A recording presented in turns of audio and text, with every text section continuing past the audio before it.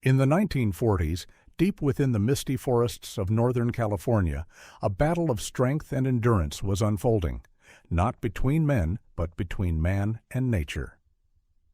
Towering redwoods, some as old as a millennium, were being harvested to fuel the demand for timber across a growing America. But to bring down these giants, raw manpower wasn't enough. It took powerful machines, steam donkeys, Caterpillar tractors, and rugged logging trucks, all working in unison with skilled crews who risked their lives daily. This rare footage captures the intensity and ingenuity of early 20th century logging, when technology and determination carved pathways through ancient forests. These machines didn't just move trees, they moved history.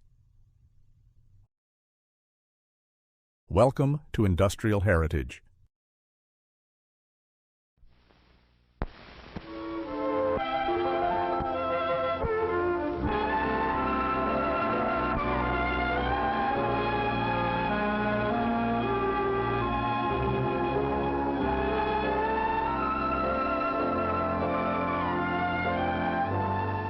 The logging of California's giant redwood trees is a big job.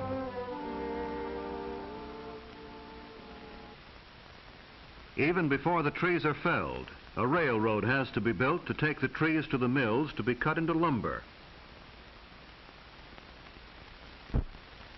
Surveyors lay out the lines that are followed by the railroad. The ties and the rails are laid even before the trees are felled. The X means that this tree will itself be used in moving other trees as soon as they are brought down and cut into logs.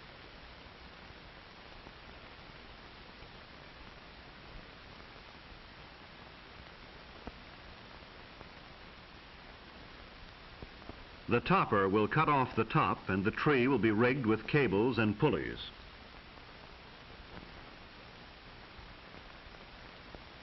For most people, a job like this would seem too dangerous, but then logging is a hard and dangerous work, and these men take pride in their strength and courage.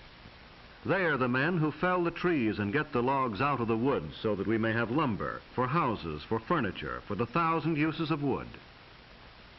And all in his day's work, over goes the top of this tree. The job of logging is well underway. Donkey engines are brought up to lift the big logs, haul them around and place them on railroad cars. Heavy cables and huge pulleys are needed to lift logs weighing up to 50 tons. The actual felling of a tree begins with the making of a scaffold for the axemen to stand on as they work. Then they begin their cutting their way into trees that may be as old as our civilization. For the redwood trees of California are probably the oldest of living things. The redwoods that grow along the coast live to be 2,000 years old.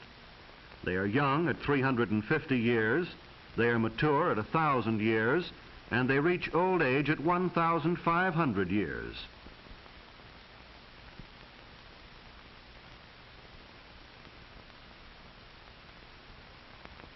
All of the world's history since Christ was born could have occurred during the life of perhaps one of these redwoods. But just as the tree itself is able to live through centuries, to live even through forest fires, so when the axes, the wedges, and the saws bring it down, the lumber will last for many, many years. That is why it is very valuable as lumber. Insects and fungi do not hurt it, and it actually resists fire. So the saws keep working and the axemen bring the tree down, figuring the fall carefully so as not to hit other trees and splinter the wood. When the cutting is finished, the men get away fast from the base of the tree as it falls, for sometimes trees twist or fall in a way not expected. But usually they fall just as the axemen figured, and sometimes the axemen figure very closely, closer than one would imagine.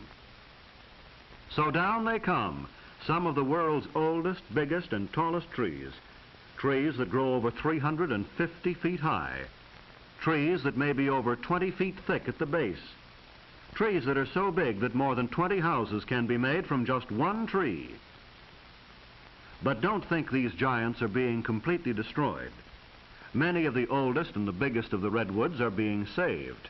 Parks with thousands of acres of redwoods are set aside for our enjoyment.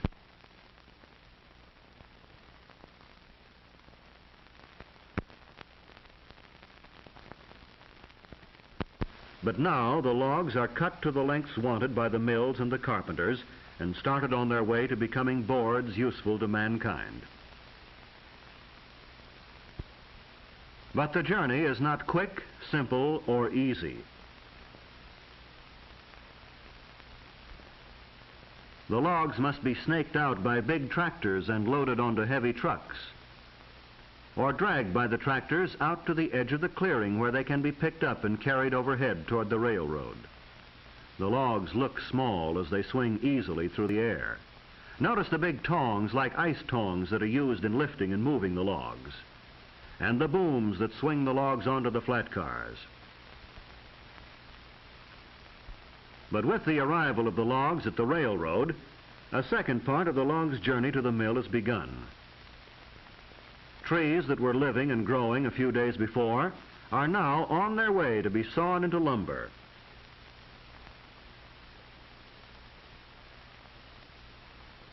These coast redwoods are used for lumber, but there is another species of redwood which is not. It is the redwood of the Sierra Nevada mountains. The scientific name for both is sequoia, the name of a famous Cherokee Indian. The Sierra redwood is even bigger than the coast redwood. It grows to be as much as 40 feet thick at the base, and it lives longer. It may live to be 4,000 years old. Redwoods are today native only to California and a small section of Oregon. But thousands of years ago, they were to be found throughout Europe and Asia. They grew in countries that are now cold, but were at one time warm.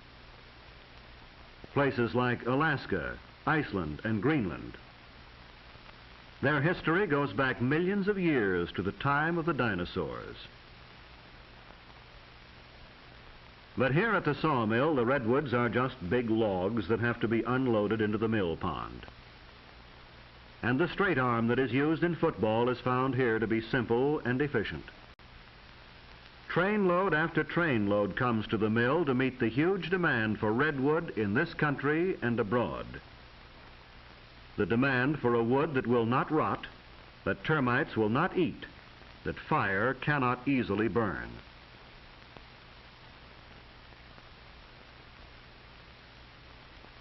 Into the mill pond they go, one huge log after another, each one meeting the demand for a wood with its special advantages. Here are the timbers that won't rot in wet mines, or the railroad ties that won't catch fire when burning cinders fall on them. And here is a mill where the logs are brought from the forest and stored in a mill pond where they can be easily moved. As fast as the mill can cut them, they are floated over to the conveyor belts and brought up into the mill. The bark is removed and ground up for use as an insulating material against heat. Then the big saws begin cutting off enormous boards. The whole log is moved past the bandsaw as each board is cut. The log moves back and then comes forward for the cutting of the next board.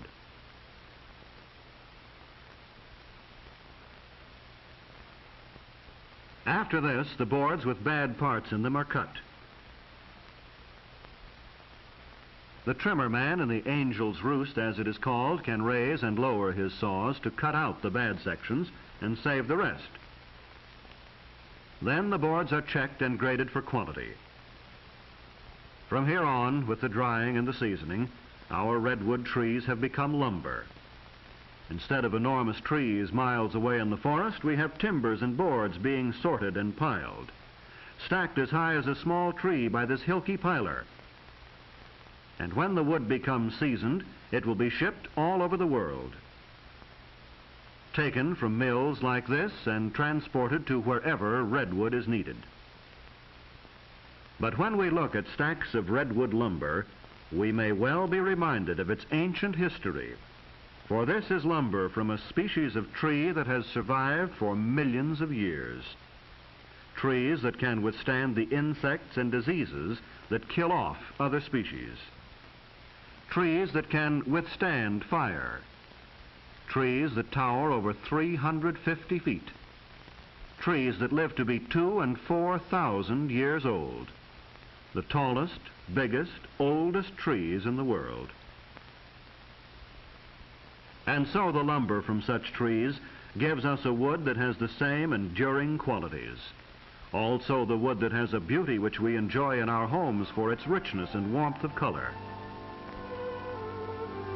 For just as the Russians discovered at the time when their old empire extended into California, and they built this stockade and blockhouse at Fort Ross, redwood has not only beauty and endurance, but a strength born out of the ages.